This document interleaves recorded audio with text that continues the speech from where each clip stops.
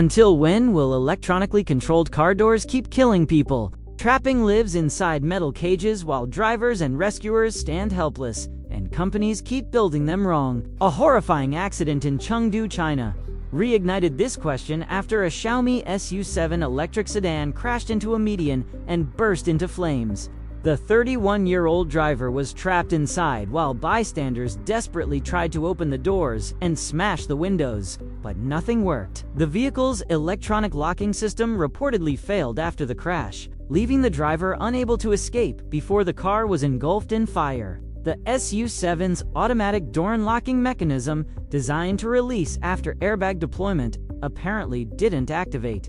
This isn't just about one car or one company. It's a question that haunts the entire electric vehicle industry. Tesla has also faced similar tragedies, where drivers were trapped after crashes or fires when electronic door handles failed.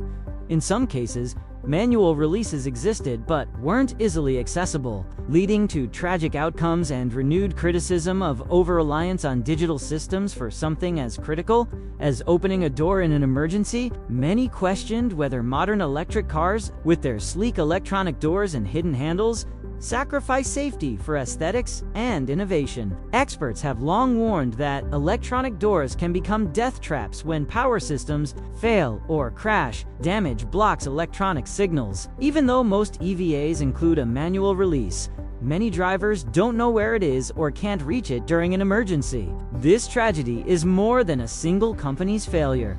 It's a wake-up call for the entire auto industry. Electronic convenience should never outweigh human survival. Manufacturers must ensure mechanical overrides work in every situation.